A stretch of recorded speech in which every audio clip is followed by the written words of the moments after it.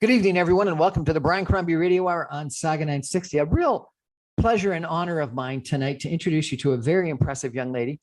She's just recently been named as chairperson of the Gupta Group. Her name is Reetu Gupta.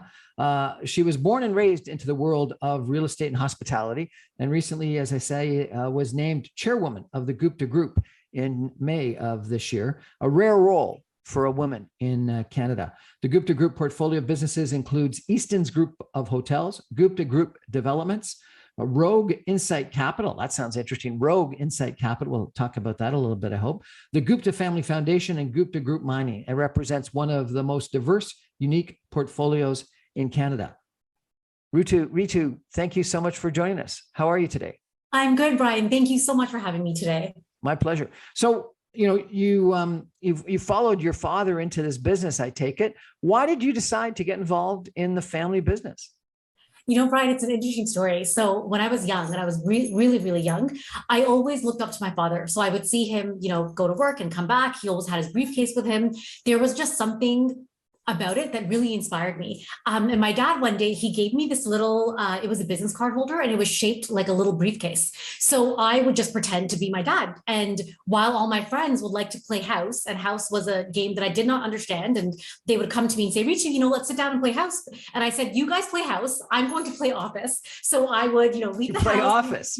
Yeah. So I would take my little briefcase and I would pretend I couldn't even write, but I would pretend to do office work and then come back to the house. And I absolutely loved it. And there was one day when my dad was driving me to school and he was talking to me about business, as he always did. And he missed the exit to take me to school. He forgot, and he was taking me to office, even though he knew I was in the car. We were having a conversation. When he realized I was still in the car and that we were going to office, when he turned the car around, Brian, I started crying. And I said, no, I don't want to go to school. Take me to work. So I think at a very young age, it was just something that I knew in my soul, this is what I wanted to do. Fantastic. And tell me, being appointed chairwoman of such a diverse company and such a sizable company must be a little bit scary. It's not scary. A lot of people have asked me this and they said, were you scared? And the honest answer is no. I've been in this company my whole life, and I've watched it grow. I've worked in housekeeping. I've worked at front desk and accounting, at the reception. I've done it all. And for me, this company is like my baby. It's like a child of mine. So when my dad and my parents had come to me and said, we want you to be the chairperson, we want you to take the company to the next level, Brian, I was so touched. And I also was shocked that my dad made this decision on his own, to be honest, because we've been talking about it for a few years that we should start looking at succession and, look at the future and look at the strategy. But the conversations never really went anywhere. So when my parents approached me with this, I just felt really proud of them, that they're really taking this company very seriously, and they understand that at this point we need to focus on strategy. So I was not scared. I was very humbled and really, really excited. Well, congratulations. It's wonderful news. Tell us a little bit about the Gupta Group of companies and what you're involved in, if you could. Sure. So we have a few different companies. We started off, so my dad started this company with a truck stop in Port Hope, Ontario. I don't know if you've ever been to Port Hope. It's a small town just east of here. He started with a truck stop, and today we have 20 hotels in Ontario and Quebec. They're all owned and managed by us under the flags of Hilton, Marriott, and IHG. In 2012, I launched the Group Developments, which is all of our high-rise condos. So we have one that opened during COVID called Dundas Square Gardens. We have another one that should hopefully, touch wood, open in fall, which is called Rosedale on Bloor. And we have a couple of other sites that they're confidential, so I can't talk about that right now. We have a couple of amazing hotel sites coming up as well. One in the Distillery, which is going to be fantastic. I'm so excited about that. That's going to be a Curio by Hilton. And in Rosedale, we're opening the first Canopy by Hilton in Canada, which is also going to be incredibly exciting. So that's the real estate development side. In 2017, my brother and I launched Rogue Insight Capital, which is our private equity VC side of the firm. Sounds kind of fascinating. The hotel business is pretty challenging right now. Why? And my sense is that a lot of Canadian banks aren't really willing to lend to the hotel business. Why are you so still interested in the hotel business? For me, I feel that hotels are here to stay. Yes, we took a huge hit, Brian. It was something that I've never experienced in life. And even, with my dad and going through recessions, he said the same thing, that this is not something that we've ever taken a hit that hard. However, travel is here to stay. Hotels are here to stay. So I've been telling the company this from day one, that hotels aren't going anywhere. And everyone needs a place to stay. This, in my opinion, I think things are going to come back and they're going to bounce back really, really quickly. So I'm definitely very, very bullish on the hotel market, and we're here to stay. We're not going anywhere. Well, they certainly seem to have bounced back for airplanes and passport offices, and people didn't respond as quickly. And so, frankly, the Canadian banking industry that's so negative on hotels might find that that's actually the result. We're chatting tonight with a very impressive young lady. Reetu Gupta is her name. She has just recently been appointed the chairperson of the Gupta Group. We're going to take a break for some messages and be back in just 2 minutes with Reetu. Stay with us, everybody.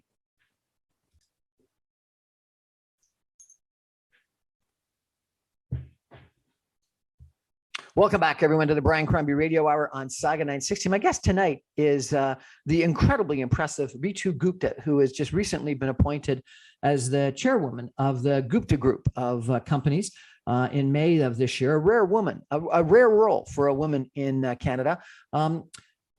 And the Gupta Group is far larger than I guess I had realized. And so thank you for the description of what it encompasses. The portfolio of businesses includes Easton's group of hotels. And I think you said that were hotels in Ontario and Quebec. How many? We have 2 in Quebec. And how many in Ontario? 18. 18, so 20 hotels. That's a significant investment. You're opening up 2 more, one in Rosedale and one in the Distillery District. That's impressive. The Gupta Group Developments, which is primarily condominium developments. Is that the case? That's correct. And Rogue Insight Capital. What does Rogue Insight Capital do? Oh, I love Rogue Insight Capital. So my brother and I co-founded this company, and we invest in startups, but our focus is startups that are owned or led by females and or minorities. So that's what we've been doing. We've been doing it for about 5 years, and we've seen some fantastic companies, especially coming out of Canada. There's so much talent in Canada. Unfortunately, though, when you're a female or you're a minority or you're both, you don't have the same access to funds. So this was my brother's mandate, that he wants to step in and sort of fill that gap. So that's what we've been doing, and it's been fantastic so far. Fantastic. And primarily Canada, or all Canada, or what? It's actually global, but a lot of our great companies come out of Canada. Fantastic. Congratulations for that. And then the Gupta Family Foundation. What's that? Oh, I completely forgot about that. That is where my heart lies. So that is our family foundation. My parents actually started this foundation in the 70s when they came to Canada. They did a lot of work, Brian, in India. They did a lot of eye camps and just a lot of philanthropy in India. And even when I was very young, I felt that I needed to be a part of this organization. I've always felt that I wanted to give back. So during the pandemic, I rebranded it and we relaunched it. And we're focusing on education and women's empowerment. Excellent. And Gupta Mining? Why are you in mining? So why? I mean, I'm an entrepreneur and I love business. I'm fascinated by all facets of business. And this was just something that I also just had an interest in. I think that especially in Canada, it's one of our main resources, one of our main industries. So we do have a small position and I'm working on furthering that. Fascinating. So tell me a little bit about your father and the company. So you started from a truck stop in Port Hope? Correct. And how did he grow it from there? It's so interesting. So when my dad started the company, it was just a little truck stop. And actually this truck stop was owned by a man named Bill Easton. So the truck stop was called Easton's, which is where the company name came from. And my dad, obviously being an Indian man, he came in, he bought this truck stop, and he just completely transformed that landscape. And what was interesting is, so once he saw that truck stop, I think the truck stop in the basement had maybe 10 beds, Brian. So when the truck drivers were driving to and from and, going east or coming back west, they would sleep there for 3-4 hours. And my dad looked at this and said, this doesn't make sense. There's a need here. I want to build a hotel. So he added a hotel to that spot and it just kept growing and growing and growing. We had a couple of hotels east. So we had Peterborough and Port Hope, and then we started expanding into Toronto. And in 2012 was when we decided to get into residential real estate. So it just kept expanding. And this is all my dad's vision, which has been amazing and fantastic. Where does that vision come from? Where does that drive for success come from, do you think? With my dad, I really do think it's innate in him because, he came to Canada with absolutely nothing. He had about $100 and he worked many different jobs before he got to where he is today. So I do think that drive is innate. And I also think being an immigrant coming to Canada for the first time, you have to work harder than anyone else. And that's something that my siblings and I all learned from my dad, that nothing comes easy. If you want something, you have to work really, really hard, and then you can achieve anything you put your mind to. Now, you've got an impressive background yourself. You've got a undergraduate business degree from the University of Toronto, and then you've got an MBA as well. And then you said that you had worked all the different functions. Let me just list for everyone some of the functions that you've got. You were director of sales and marketing for Easton's Groups of Hotels. Then you were an executive director. Then you were vice president, sales and marketing, strategic development. Then you were the chief operating officer. Then you were the CEO and president. Then you were the president and CEO. Then you were the co-founder and chief strategy officer of Rogue Insight Capital. Then you were the president and co-chair of the Gupta Family Foundation. And now the chairwoman and ambassadress and principal of the Gupta Group. Tell me, what is ambassadress? Oh, so this was sort of it's not a word that I made up. It's a word that exists in the dictionary, but it was a title that I made up. And the reason why I came up with it was I wanted to give my title a female flair. Being chairwoman, there's, as you said, it's very rare. You very rarely see female CEOs, which is unfortunate. And there are basically no chairwomen right now. So I wanted to make sure that everyone knew, that I was female, because in all of my roles, Brian, if people didn't meet me, they would assume I was a man, and they would just send me emails calling me Mr. Gupta, Mr. Reetu Gupta. And I just wanted to give the title a female flair. So for me, being an ambassador to the company or an ambassadress, it just is me and my way of telling the world that I'm always going to represent my family's best interest and the company's best interest. Was the MBA helpful given, all the different experiences that you've had within the company? Do you think you still needed to get the MBA? Absolutely. I'm very pro education, and I find that knowledge is something that no one can ever take away from you. So I still want to go back to school, and I still want to do more. I don't know what that's going to look like, but absolutely, I loved my MBA program, and I strongly suggest to anyone that's in business that's done their undergrad, they should do their master's for sure. And why Schulich? I loved Schulich. I loved Toronto, so I loved being in Toronto. But Schulich was the only program, Brian, that offered me an 8-month program. So because I did my BBA, I had my business background, a lot of the courses sort of canceled out. So they came to me and said, you can get your MBA in 8 months because the first year courses, you've already done it in your undergrad. So for me, it was a no-brainer. I can go in, come out 8 months, get my MBA. It was incredibly intense, but I loved every minute of it. And you graduated in a pretty tough time, right around the global recession. Yes, which is also a time when we opened one of our largest hotels downtown. So given your experience with the company and the global recession, the pandemic, what's been your biggest challenge in business, and how'd you deal with it? So COVID was absolutely the biggest challenge. I can definitely speak to that. Again, just not something I've ever experienced in life. And what was interesting, Brian, is that you obviously, all of us started seeing it happening in December of 2019. Yes, this hit us in 20. Where did the time go? December 2019, we started hearing rumors of things happening in China, et cetera. But sort of the Western world didn't react until March 13th of 2020.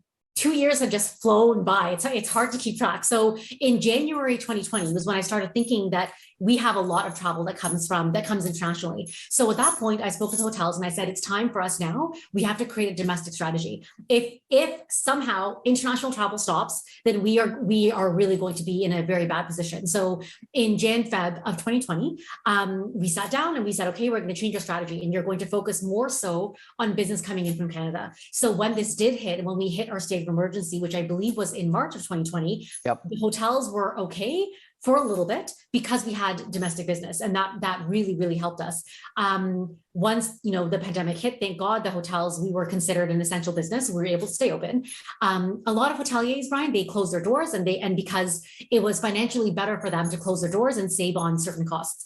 For me, I couldn't do that. I couldn't do that to our Easton's people. I wanted to make sure that our staff knew and felt that although they may not be working full time, they have a job to come home to, and that Easton's is their home, and that we'll always be there for them. So it came at a cost to us, but I wanted to make sure that we took care of all the health benefits for all of our team. I really wanted to make sure that everyone was taken care of at a time when the world was hit so drastically. I felt that it was my responsibility to take care of our people. So during the pandemic and when our doors were closed, we were looking for unique pieces of business. So one of the pieces of businesses that we found was coming from Kuwait, and it was people that were coming back to Canada. And these types of business allowed us to keep our doors open, which was amazing. So our GMs and our team, Brian, were amazing. We had GMs working not only multiple shifts, but they would go from cleaning the floors hours, to working the front desk, to working the doors, to being a GM. I really think during this pandemic, it showed how strong our team was. Hotel occupancy, as I understand, we're in the 20% kind of range across Canada. So it was devastating for the hotel business, particularly if if you were downtown Toronto or downtown a major urban environment. The only hotels that really survived were extended stay hotels. So if you were able to survive during that, you did a great job. Occupancies were actually much lower than 20%. They hit 6% at times. 6%. Six, like one digit, 6%. Yeah, 20%. When we hit 20%, Brian, we were celebrating when we hit double digits. It was actually an email celebration because you couldn't talk to anybody in real life. Now, occupancies are back up, but our rates? They're coming back up. So we are definitely pushing our teams. Toronto is a world-class city and our rates should be up there. So the rates are slowly starting to get there. So, what I've heard is that, rates are coming back now to where they were in 2019. So it's as if there hasn't been any inflation in hotel room rates in like 4 years. Which is a little bit sad, honestly. I do think we need to get to 2019 rates and then we can increase it. If we make that jump, it'll be very hard and it'll be very hard on our guests as well. So you have to make that gradual shift. We are starting to see there. We're not at 2019 yet, but we're definitely getting there. So I hope by the end of the year, we can at least at the minimum hit 2019 levels. So if you were talking to your GMs in your management group in January, February about what to do about the potential of the pandemic, you were really ahead of the curve because most people, frankly, didn't react until the NHL and the NBA closed down their seasons in March, the March 13th of 2020. And then the whole world seemed to close down just a few days after that. There is talk about another wave coming. Wastewater sampling has shown that there is a increase right now in Ontario. And so some people are worried that there's another wave coming either this summer or maybe in the fall. And then other people are worried about a recession that might come sometime in the next, couple of months with increased interest rates because of high inflation. And the World Bank is talking about it being almost impossible for us to miss having a recession. What are you doing now, if anything, to plan for those two scenarios? Yes, of course. So with the influx of COVID, and I think every season everyone worries that there's going to be another flux of COVID. I do think that a lot of our population is vaccinated now, so I'm a little bit less worried about that. In all of our hotels, we still have the plexiglass up. Masks are always optional, so I'm not as worried because I feel that we've been through this for 2 years. Every Canadian now knows how to handle it, so I'm not as worried that we're going to see as big of a hit that we had in 2020. And really nothing can be worse than that. I do agree that, I think our country is going to be in debt for a long time just because of what has happened in Canada and the fact that businesses were basically closed for 2 years. In order to protect ourselves, all we can really do is hope that we can bring in those revenues and hope that we can bring in more guests and bring in more tourism to Toronto, to Canada, to increase our revenues and just increase money for the government as well. That's really all that we can do. There's no really way to recession-proof your plan. Diversification for our company was one of those ways that we did that. So Rogue was a great vehicle for us to diversify. Mining is another way to diversify that way, because if you're only in one industry and it gets hit by a recession, then you're in quite big trouble. So, there's two different attitudes companies have toward pandemic, great recessions, other recessions, et cetera. One is to just cut costs, hunker down and wait it out. And the other one is to pivot and think about a new strategy. And it seems like in anticipation of the pandemic in 2020, you pivoted to a certain extent and thought about attracting a clientele that would keep traveling. And a lot of companies just sort of hunkered down and didn't do anything other than maybe cut costs. And, you think about your attitude toward keeping your employees employed, even if it was only part-time. Versus the Canadian government, that would appear that, I've heard that, none of the border inspection people were trained for 2 years, that passport offices were closed for a long period of time. Airlines that didn't train pilots and didn't bring in baggage workers and all those other people. And they're caught flat-footed today as there has been this big resurgence. So how do you think businesses need to be thinking through what to do with the potential of big issues, economic issues that they're confronting? Absolutely. It's really interesting. Every business made different decisions, and you can see that now. And you can really see, Brian, that there's not one individual that has not been struck or hit or affected by this pandemic. As a strange example, so universities, everything was done over Zoom. And I've been speaking at a couple of different universities. And when I talk to these students, Brian, that were graduating, they felt so unprepared to go into the workforce because, exactly as you mentioned with border control, these students felt that they had no training. They felt that they had no training to go into the workforce, that they haven't met enough companies to go into the workforce. And that's really sad. I think that it's the fact that these students that are our next generation don't feel prepared, and they almost feel like they want to stay in school another 2 years. It's really worrisome for me. And I would say that what companies should do is exactly as you mentioned, keep with your training, allow your team to at least build. It also does come down to human choice. And I think a lot of my friends, they told me that, okay, I'm sitting at home for 2 years. I'm going to go back to school. I'm going to go online. I'm going to maybe learn a different industry. So I think a lot of it also comes down to the choice people make in these types of situations. Now, one of your businesses, the hotel business, which we've talked about, but another one is multifamily residential condominiums. Housing is an issue. Lots of people have been talking about housing being maybe at a bubble, maybe being overpriced. It would appear that sales are down fairly dramatically in the last couple of months as the Bank of Canada has been increasing interest rates. But so far, pricing is not down, though. I don't know about you, but I get a lot of emails about price reduction. So I think once the numbers start, once the sales start getting closed and we start seeing the numbers, we might see actual sale prices going down. What are you doing, if anything, in the condominium business to protect yourself against any potential condominium price declines? Of course, Brian, it's interesting. I do also feel that we need to protect ourselves with this bubble, with prices being so high. My opinion on our pricing, for the record, is our prices nowhere near Vancouver, New York. To me, our prices are not high. They're exactly where they should be. However, we've been in a pandemic for 2 years. There's a lot of people have not been working for 2 years. So I can understand why any buyer would look at this price and say, I can no longer afford this. I've not been working for 2 years. That I understand. But pricing, if you look at it individually, I don't think that we're high for the city of Toronto. I do worry, though, that sales might slow down right now. So we did have a couple of projects that we were thinking to launch maybe in the fall, maybe the end of this year. But I am thinking, to be honest, to push it off until next spring, just because I do think we need to give the economy a little bit time to settle down and then relaunch in the spring.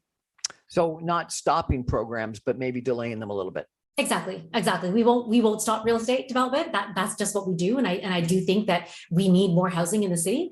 So we'll definitely not stop, but slowing down and just making sure that we can adapt to the changing economic conditions.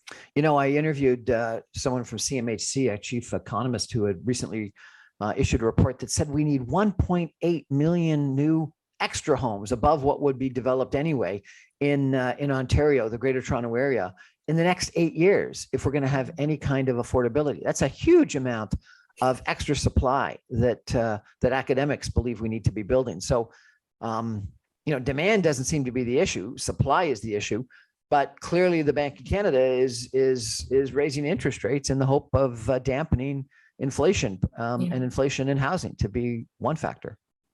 Absolutely. And it's unfortunate that the economy is going this way, but I do think, exactly as you said, we need housing. So it just means, we dig our heels in and we wait for a little bit of a better time. If it means we push off a few months, I'm okay with that. So another one of your businesses is Rogue Capital, which you say is invested in venture capital. Technology is off 35% since the highs in November, December of last year. In the public marketplaces, but supposedly private market VC is not off to the same amount. That said, VC investment, people putting money into VC, was at a high in 2021 and is now at almost an all-time low in 2022. So what do you think about the VC investment world? What's interesting, I do also think this has to do with the world economy. And I think during the pandemic, people found different ways to invest. And, for my brother, he had this vision in 2017, and he knew that there's always a possibility of another recession. There's always a possibility of anything happening in the world that will have a global impact, which is why he started Rogue Insight Capital. So now, for the past 2 years, people wanted something to do with their money. They couldn't travel. They couldn't spend on what they normally would spend on. So, of course, we would see VC at a high. Right now, I think because the world is starting to see all of the impacts of the pandemic, people are slowing down. But for us, I mean, we're still seeing deals come across our table, and I do think this is going to pick right up again, especially when people start, the companies that we've invested in, when they start IPOing, when you start to see that upwards flux, then you'll start to see more of a demand back into VC. We're chatting tonight with Reetu Gupta. She is chairwoman of the Gupta group of companies, and it's a unique position as a female head of an organization. In May of this past year, she was named the chairwoman of the Gupta group of companies. I keep on wanting to name the company right after you personally, rather than the family name. I apologize for that. It's a sign, no question. We're going to take a break for some messages, and I come back and ask Reetu about the pressure of the example that she is to females in the workforce, diversity, etc. Stay with us. Fascinating conversation. We'll be back in just 2 minutes.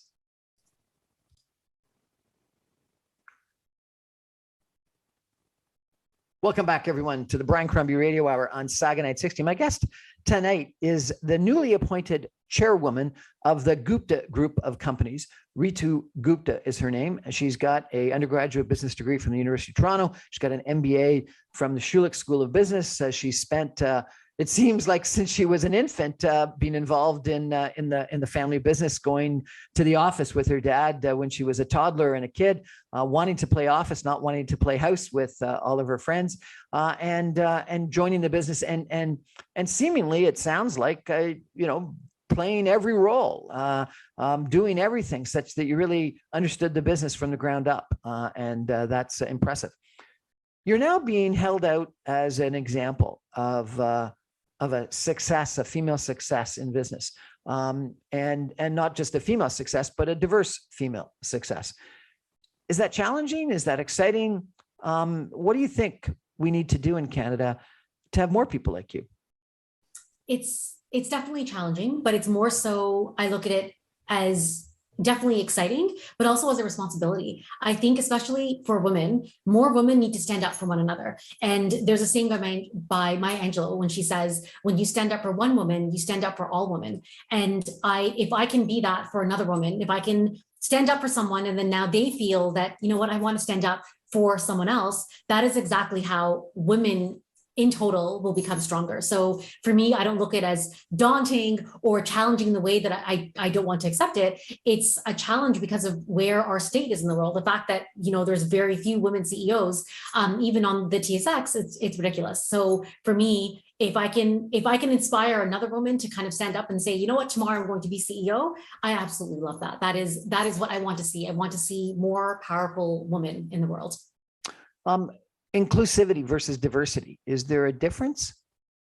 Of course, there's a difference if you look at it by the actual strong definition. But for me, to be inclusive means you have to be diverse. Because if you're saying my company's inclusive, that means your company's diverse. So they kind of go hand in hand. So the line that I've liked is that diversity is a fact, particularly in Canada, but inclusivity is a choice. What do we need to do? We've got a diverse community. We've been talking about multiculturalism in Canada for a long period of time. What do we need to do in Canada and Canadian business to be more inclusive, to make sure that diverse people not only feel comfortable, and not only welcome, but actually achieve great success like you have? One thing, Brian, that I'm finding, and I found this for the past few years, is I might be on a board and it's all Caucasian, and I don't like being the token brown girl. So, and you very much know when you're in the minority, when you're being typecast as, okay, female and a minority, perfect. Now we can say our board is inclusive, but you're not inclusive. There's only one of us. So what I would really urge companies to do is to not do that. Don't hire to fill a statistic, to be able to say, hey, look, we have 10%, Indians in our company, because now you're not hiring based on ability. For us, Brian, in our company from so long ago, because when I was working in hotels, it was all male, it was all Caucasian, and the mentality was very different, especially towards women. For example, this was years and years ago, Brian, if they were making a hire for a director of sales, and if this female had just gotten married, they would look at her and say, you know what, she's probably just going to have kids, and then she's not going to come to work for 9 months, so we're just going to put her on the side. That is really freaking ridiculous to me. So I was always urging our GMs to tell them, hire based on ability. Is he or she the best person for the job? I don't care what color they are. I don't care what they look like. Are they the best person for the job? And whenever the answer was yes, Brian, it was always someone that was, you can say, diverse. So at our company at Easton's now, years later, we represent 72 countries across Easton's. I believe in managerial roles, it's over 60% female. And in the executive team, it's over 50% female. And this didn't happen by mistake. It happened because we hired based on talent. And when you hire based on talent, you will automatically and intrinsically create diversity and inclusivity. So some people believe in affirmative action. Other people believe in quota systems. Our Prime Minister, Justin Trudeau, had a quota system. Effectively, he said 50% of the cabinet had to be female. But you're just hiring based on talent, based on ability. Mm-hmm. What's the difference between a quota system versus affirmative action versus what you're doing? So in my opinion, I understand having quotas, and I understand, especially for the government where you see so few women, he's putting it at 50%. I understand that.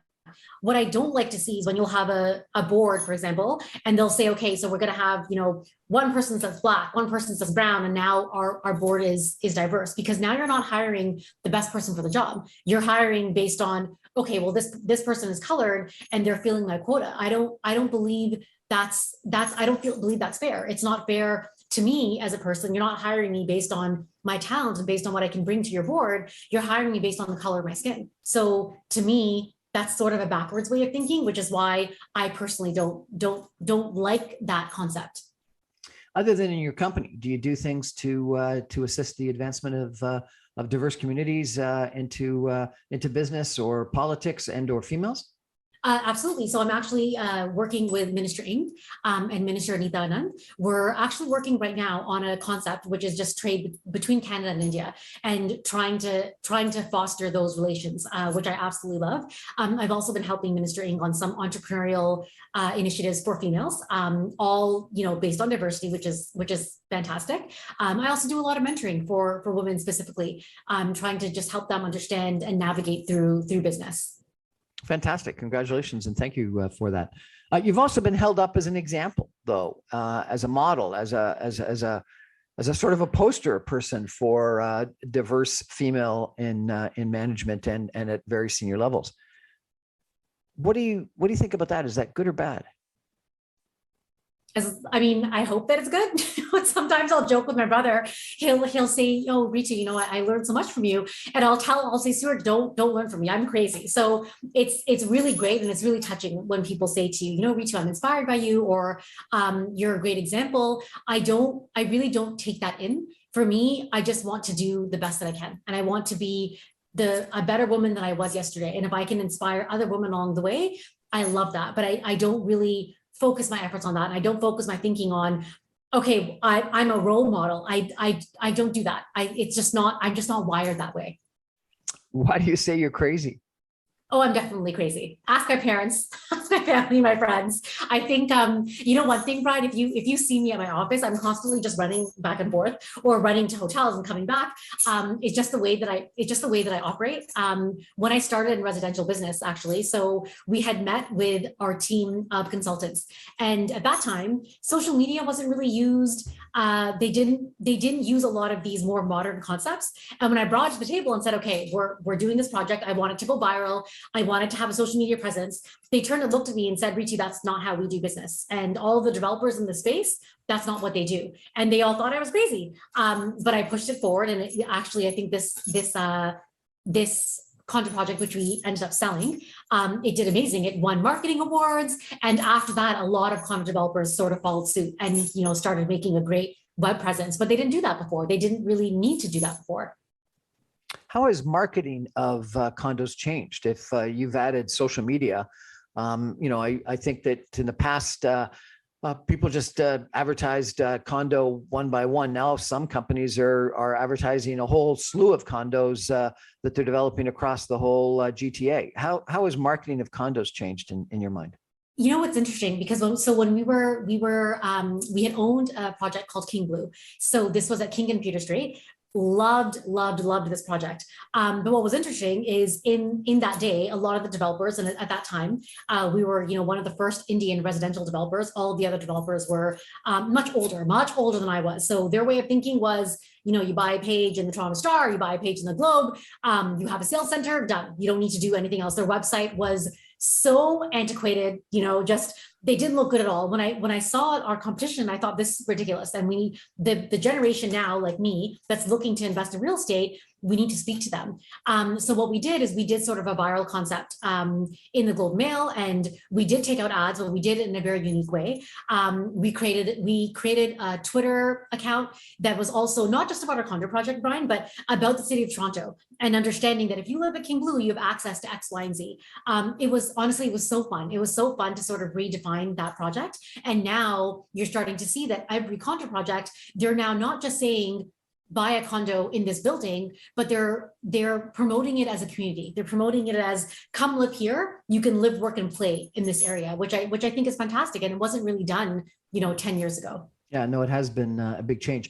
Also, companies are branding themselves now that you may not have had in the past, where it's a Pinnacle or a Tridel or a Gupta development. Is that different? You know what? I think so. I think in the past, the name of the building would just be the address. But I think it's pride of ownership, right? You want to say, I live at the Pinnacle, or, I live at King Blue, I live at Dundas Square Gardens. I think what is smart that all the developers are doing is that they're building sort of brand equity around your building. So people with pride will say, I own a unit at Dundas Square Gardens. I understand that philanthropy is an important part of what you do. And you said your heart is in the Gupta Family Foundation. Tell me a little bit about some of the things that you've invested in, and why are you so passionate about that? Why I'm so passionate, I don't know. Since I was very, very young, I always felt the need to help people, to save the world, quote unquote. That was always something I would even talk to our executives at Easton's Group, that there's just this soul calling that I feel like I need to save the world, quote unquote, which is why I'm so passionate about helping women and doing philanthropy. So during the pandemic, Brian, was when I really started to see. So when the pandemic actually first hit, I realized that all of these foundations, all of these philanthropic initiatives, they're now going to go to a halt because no one has the money to invest in them. And that really broke my heart. And as our hotels were winding down, I wanted to make sure that all of our teams, and honestly Toronto as a whole, put things into perspective and to understand that right now, we're all healthy, we're blessed to be healthy. Let's give back and let's start spreading kindness. And kindness is one of those things that it's contagious and it'll spread so quickly. So what we did, Brian, when our hotels were winding down and occupancies were dropping like a rock, I challenged all of our hotels to say, all of the food that you have that would go to waste, we're going to donate it to Second Harvest. It was called Project Kindness. Brian, within 24 hours, we raised 1,870 pounds of food for Second Harvest. And all of our managers were amazing. They all stepped up. They got truckloads of food and we sent it over to Second Harvest. It was just a very touching moment. And Project Kindness, it kept going. So we donated masks to UHN at a time when there was a complete shortage. It really just had a snowball effect. And that's when I also realized that the world always, we always need philanthropy. There's always people to help. So I rebranded our foundation so I could continue to do that kind of work. And you've been involved in something in Egypt and Jamaica, I understand. What are those developments? Yes, so Jamaica was an interesting one. So during the pandemic, obviously, a lot of kids in rural Jamaica, they had no access to education. They did have access to Wi-Fi, but they did not have access to education. So what we did is we partnered with Cornerstone Jamaica, and we were able to donate 400 tablets to students in rural Jamaica so they could access their education. So that was one project that we did. And in Egypt, I was looking at microfinance programs, Brian, so we could help specifically women in Egypt that help with their business. But one thing that I found, and the sort of issue I found with microfinance, is that you're funding this woman's business, but if she now needs to scale, or if she has other issues in life, maybe it's childcare, maybe it's health, she's not going to be able to scale her business. And the last thing you want to do is help anyone, whether it's a woman or anyone, with microfinance, and now they're pushed back into poverty because they no longer have the abilities or the resources to get themselves to scale or to get themselves, out of healthcare or childcare issues. So I spoke to this Waris Foundation, which is a big foundation in Egypt, and they actually put together a program which is more of a holistic funding approach for these women in Egypt. So the project hopefully will start by the end of this year, and it'll be similar to microfinance. However, it'll offer more of a holistic funding program. So it'll also look at childcare, healthcare, and help these women scale their businesses. Excellent. And is that the Mlst Launch Pad? The Mlst Launch Pad is actually here in Toronto. MLSE. Sorry, I apologize. No problem. So the Mlst Foundation has the Mlst Launch Pad, which is actually right next to our Dundas Square Gardens. And it's such a fantastic program. It's basically teaching kids leadership through sport. And it's a lot of kids that wouldn't necessarily have access to these same programs at their school. It's a fantastic program. So we partner with them on a few initiatives as well. I've toured it actually, and it really is quite impressive. It's something that number one provides a recreational opportunity to people in a less desirable neighborhood from not from your development, but historically it's gentrifying fairly dramatically of late. But I think a lot of the people that make use of it had lower incomes, and in addition to providing them with recreational opportunities, it provides them an opportunity to learn how to cook meals. And then they also provide child psychologists. And interestingly enough, the child psychologists call themselves coaches. And their line is, if you tell a teenager that's going through some challenges, maybe some drug problems or problems at home or whatever, to go see a psychologist, they won't do it.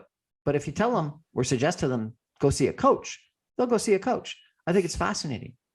It makes sense. I feel like psychologist has a little bit of a negative aspect, and it makes the child feel that they have a problem. I have a problem, so I have to go see a psychologist. Whereas if you say I'm going to see a coach, it's a positive aspect. It sounds more like training as opposed to you have a problem, you need to go see a doctor. What a fascinating career you've had so far. What's the future for you? So definitely want to spread more love into the world, definitely want to save the world. In regards to the company, we're going to be diversifying, I think, even more. So probably more so into mining and maybe into some other companies as well. So you're involved in residential, high-rise residential and hotels. Would you get involved in office or industrial? I don't know if we would do so. When we're diversifying, I don't know if we'll stick to the real estate aspect. Maybe office, but most probably outside of the real estate industry is where we'll be diversifying. So into a conglomerate, effectively. Yes. Fascinating. That's exactly the goal. So it looks like we're going to have to have another interview in a year or two to find out what other investments you've made. Fascinating. We're going to take a break, final break for some messages, and come back with Reetu Gupta, the chairwoman of the Gupta Group of Companies, for some concluding comments in just 2 minutes. Stay with us, everybody.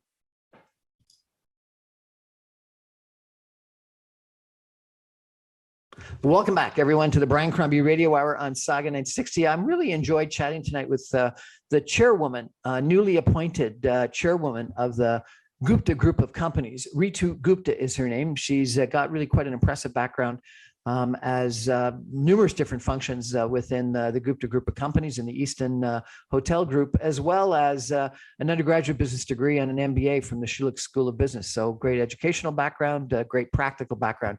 You know, one point in time, I worked for a restaurant company, and they asked me to spend some time as a waitress, sometime in the broiler bar, sometime in prep, sometime in service management, sometime in general management. So I think that your move through all the different ranks in the hotel business sounds like it was as enjoyable as mine was in getting to know what the business was all about.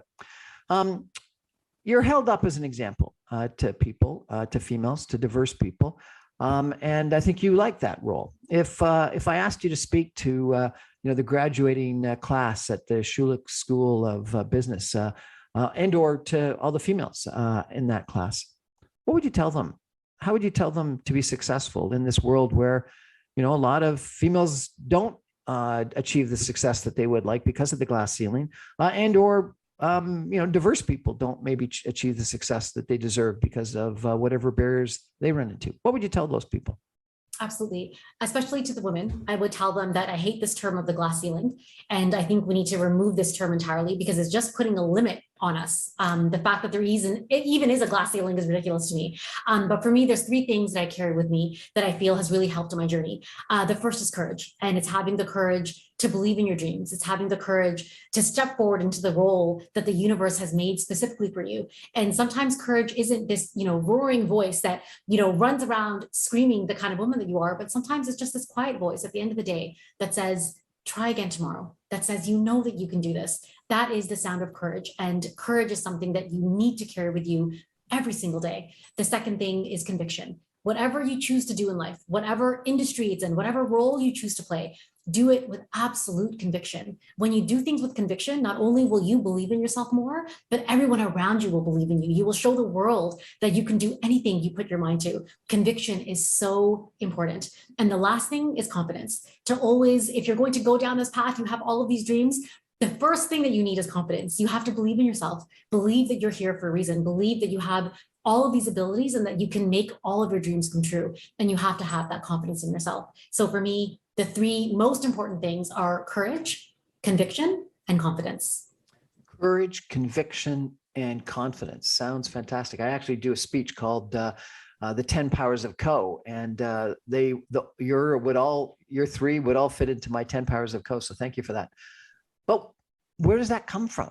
Does that come from your father, from your parents, from you yourself? Like, how does one get courage, conviction, and confidence?